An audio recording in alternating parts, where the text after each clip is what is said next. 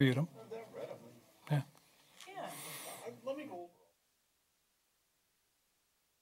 On. Sure. Gary and I are going out for coffee.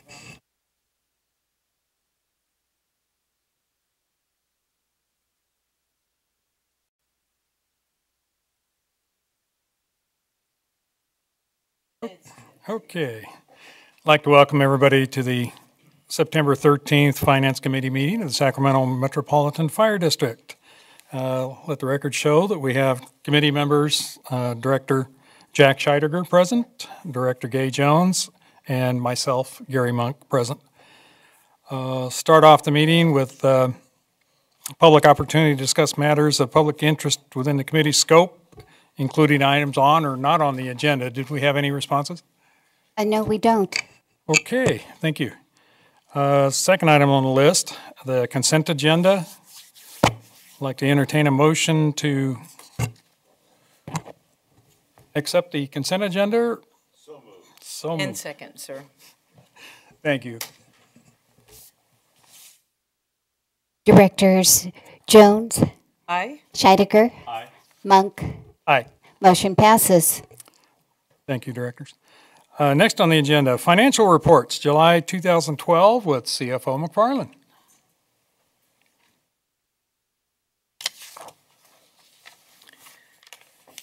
Thank you. Finance Committee, Rhonda McFarland, Chief Financial Officer. Tonight we're presenting the financial report for July of 2012. Our first graph here depicts our cash position of the district. We are early in our fiscal year, just our first month, and you can see that in the past that our revenue fluctuates a lot during the year because of our significant amount of property tax revenue that we just receive in certain months. And so this not being one of those months, we have our cash position going down about $8.9 million.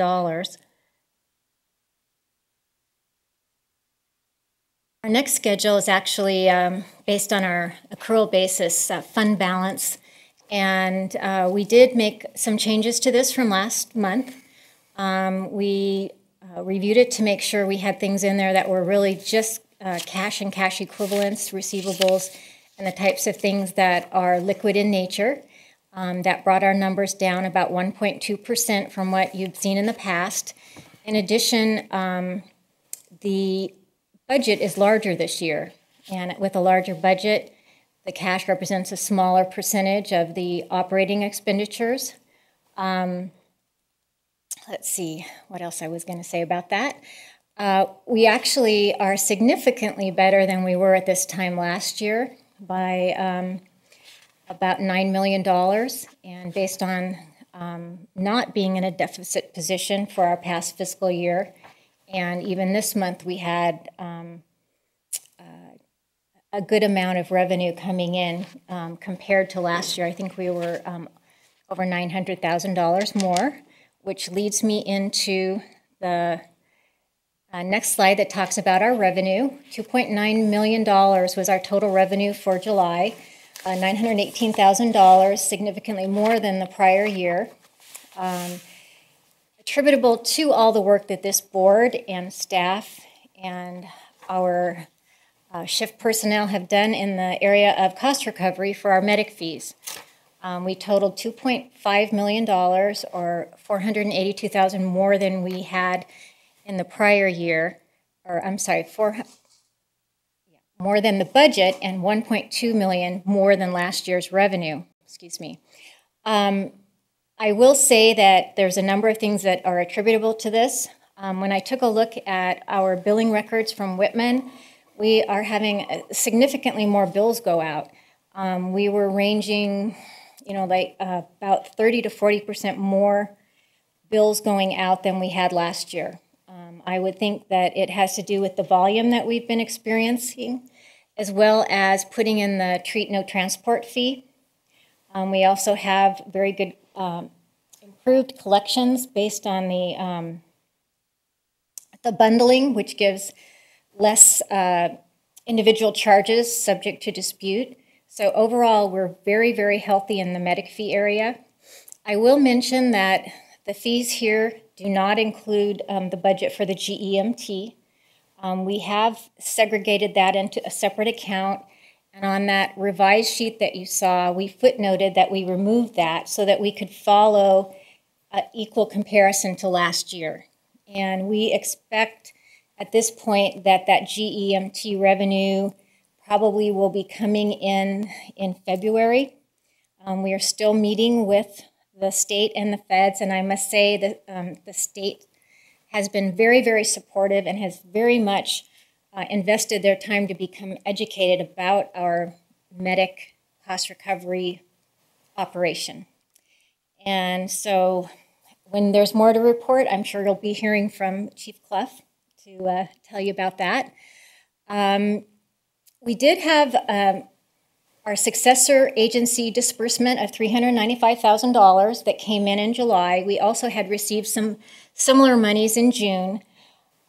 These are basically, as the redevelopment agencies are winding up, they determine their obligations of the previous redevelopment agency. They pay those obligations, and the amounts that are left over are dispersed based on the property tax collection rate of the areas that the redevelopment area covers. So we receive money from both the county and the city of Citrus Heights. Although there's a redevelopment agency in the city of Rancho Cordova, there's not any excess revenues from that source that's been dispersed to us. And I will mention that we are classifying that as other governmental aid, because it's coming through another government agency, the successor agency. That'll be anticipated a one-time revenue, correct? Or how long is this redistribution process? And I think that this will be going on for a long time. I don't know. I think we don't have a real clear picture of what the dollar amounts will be on an ongoing basis. All of the cities that had redevelopment agencies are still scrambling. I'm on a listserv. I've never seen so many questions and banterings back and forth on an individual topic as I have on this. It's almost daily and multiple. They've had a lot of deadlines. As you know, we have Ken Campo representing us on all of those successor agency oversight boards, and so he keeps us very involved. But as long as they have their debt obligations outstanding, and many of those are, when they put them in originally in place, I'm sure they were 30-year obligations. So until those are all repaid, they will be retaining money to pay the debt service and any other obligations they have, as well as a minimal administration fee for the organization. And then that any excess is dispersed to the various entities that receive property taxes. So this technically could go on for as long as 50 years, or the longest length that those development agencies were? Yes, and I'll see if I can talk with Ken and see if he has an estimate on what that would be. And then at that point, then the taxes go back to the Proposition 13 distribution level based on the pro rata of what you had in place, plus any other adjustments people have done via voting and so forth. I presume the records are a lot better now, but when I was in the Bureau working, I tried looking up the redevelopment agencies in Sacramento at one point, and I couldn't find them all. There were that many. So if they've taken the taxes out for 30 to 50 years, it'll be a long term. Go ahead. No, it will be very long term. Yeah. I guess, like a lot of people, I'm trying to get my head around what this really means. And is it anticipated that there will be any monies left over after the payout of the bonds? I thought that was the squeeze play. Or maybe not tonight, but maybe another time. Yeah, I know that the money that we received in July related back to the December 2012 distribution of taxes to the redevelopment agency. And I guess what I anticipate is, yes, there will be excess funds. If the Finance Committee is interested in a more detailed report, I think that'd be a great topic to put on a future agenda, and maybe have Ken come and advise you what's been going on with the oversight board.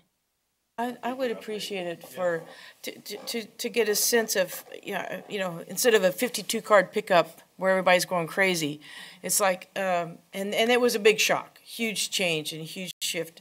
And you read about various potential alternatives in the paper, and you're not really, I'm not really sure where these shifting funds are and how the bonds will be paid out, et cetera, all these kind of basic 101 type questions. I know I would appreciate it. And there's still a lot of interest in how Ken's perception of how things are working on that committee too, because I'm hearing from a lot of redevelopment people that they're going along as if there were no changes. So it's an interesting approach. Well, if there were no changes, we wouldn't have received that payment, so. It may be a view of what they're looking at. So, well, it certainly isn't impacting their ability to do future projects with that revenue source. But they are, have made commitments to pay these bondholders, and they're meeting those commitments in our community. correct. Okay, great. Going on to labor costs, our labor costs totaled about $9.6 million. It would have been significantly higher without the $825,000 in concessions that were made by our employees. I wanted to mention that the labor costs, on the schedules came under budget at 7.42% of our labor. We're at 8.33% of the year completed with 1 month completed. We are exploring trying to do some forecasting of our labor costs month by month, because I would have been unhappy if we actually met or exceeded budget. I would expect that we'd be below budget at this time in the year, because if you think about it, we have a couple academies that are going to be coming on later in the year. We have the single role paramedic program in the labor budget, and we right now have some positions that were authorized and we're in the process of filling. So for the first couple of months, and in this case, we're just looking at 1 month, those positions remained unopened or unfilled. So just to have a little more comfort, since that's our most significant area of our budget, we are going to make an attempt at trying to forecast it out month by month so that we can have a better signal early if we're off track. Okay. And will that include the projected SAFER grant for staffing of the trucks? No. We account for all of those in our grant fund. In fact, what we do have in this year's budget, and again, it's costs that are towards the end of the year, is I think there's a date in May that the existing SAFER grant ends. And so the labor costs that we've been receiving grant funds for will start coming out of the general fund. And then you kind of jumped ahead of me, but as we'll talk about a little bit under grants, we do have an additional SAFER grant application that was submitted. Right. Now, one of the things that I look at is when we put in for the SAFER grant, that's for the personnel.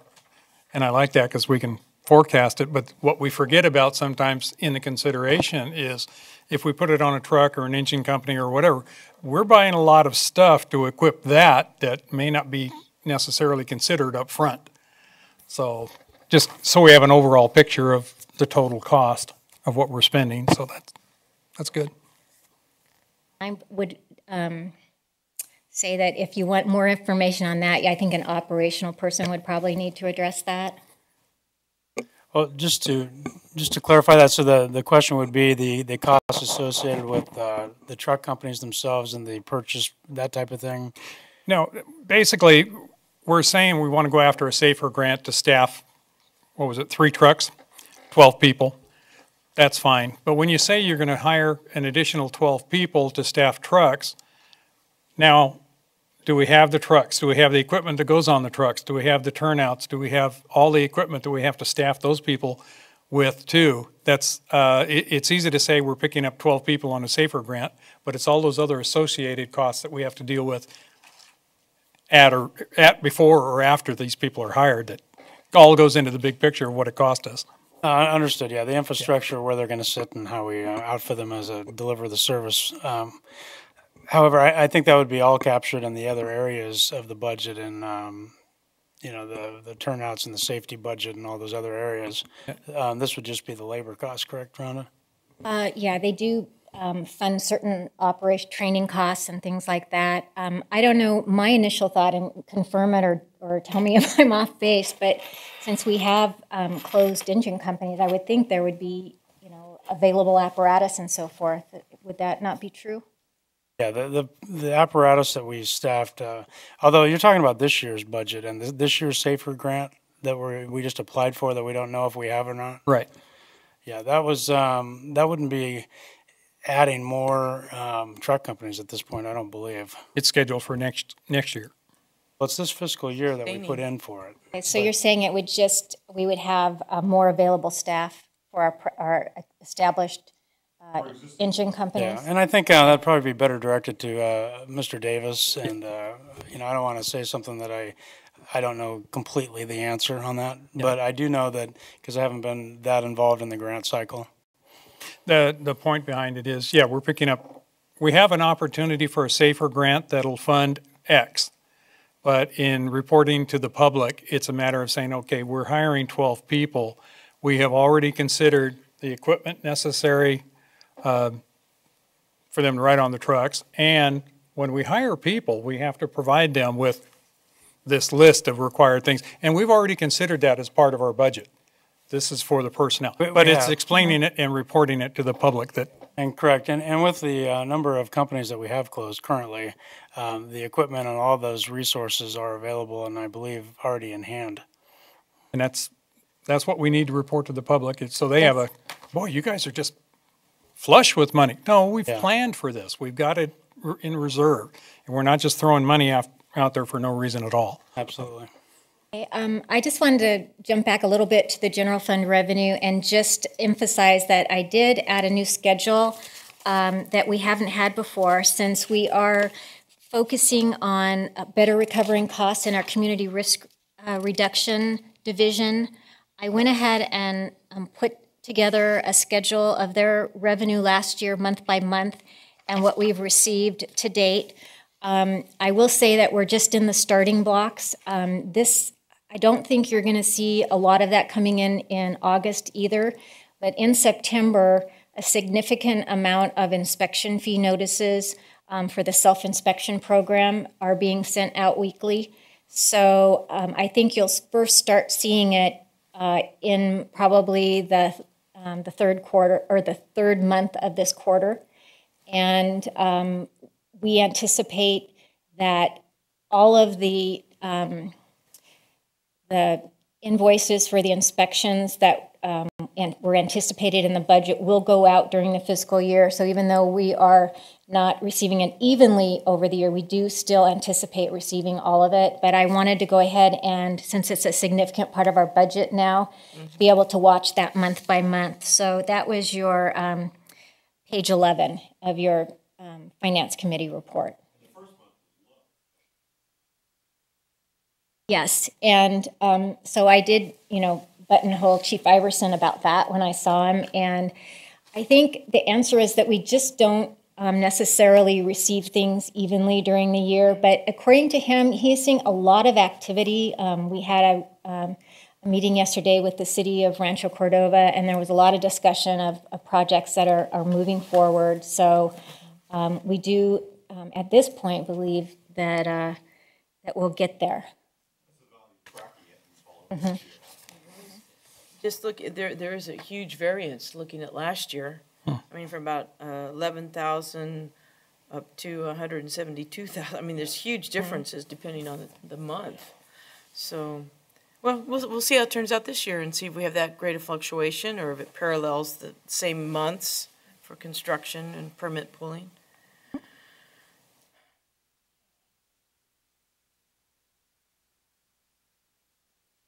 Okay, moving off of the general fund and onto our capital facilities fund, we had very little spending from the capital facilities fund during July. We actually had 56,000 more in revenue than we did in expenditures. That That being said, our total development fees were just $71,000, so it was not a huge amount, but it was more than we had received at this point last year. This is another one where things fluctuate. You can look at the graph from last year, the red bar being fiscal year 2012, and you can see there was that large fee that was collected in October. So this is another one that just doesn't come in evenly during the year. But 1 month in, we are ahead of where we were last July. Moving on to the grant funds, we had no new grants approved. We had no amounts collected during the month since we typically invoice these things quarterly. So I just didn't include the report because it was exactly the same as it was last month. But we did want to point out that there are $11.3 million in approved funds that have yet to be spent, and also that additional grants are being applied for, and just in July it was $6.1 million, which included the SAFER grant that we spoke of earlier, and also assistance to firefighter grants. That's the end of my report. If you have any questions, I'd be happy to answer them. Rhonda, I know Larry's not here this evening, but I would be curious that with the success that we've had on going after grants and everything, I wonder if that's spurred the surrounding districts to start looking at grants. Have you heard anything, Chief?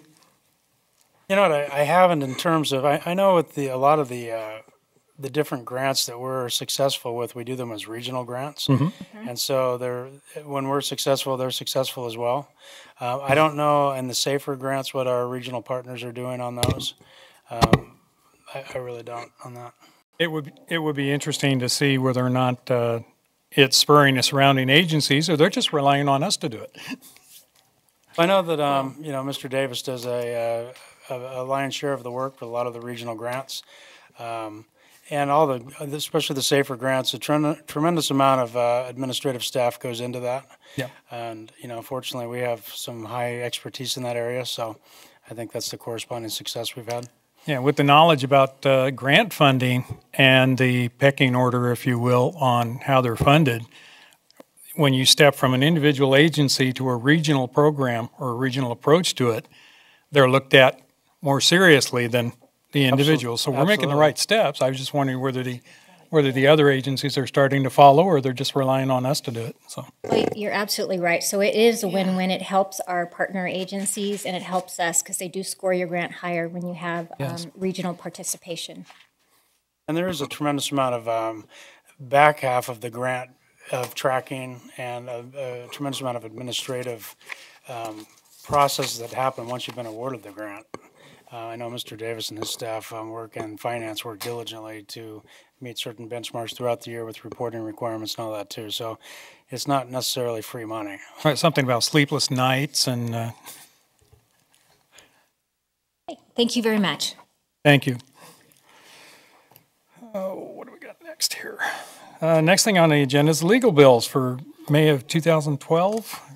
Entertain a motion on it? Mr. Chair, I so move. Second that. Okay, were there any questions on the billing? Okay. Charlotte, would you call the roll? Director Jones? Aye. Scheidegger? Aye. Monk? Aye. Motion passes. Okay. Do we have any agenda items that we want to put on the next meeting from the directors or from Chief? What will be that date? Next meeting is going to be October 11th. I will be interested in hearing a synopsis from Ken about the redevelopment. Unfortunately, I think I'll be in contact with you and the board clerk. There will be a couple meetings that I will not be available. Prior obligations. But I would like to, have the presentation here, and then I can catch up on the reading part of it. Director? Nothing. Okay, with nothing added to the agenda for the next meeting, our next meeting is scheduled for October 11th, 2012 at 5 p.m. in this building. And if we have nothing else, Chief, did you have anything else? No, I'm good. You're good? All right. Appreciate you coming tonight. Thanks for having me. And we have nothing else. This meeting is adjourned at Thank you, Mr. Chair. 5:28.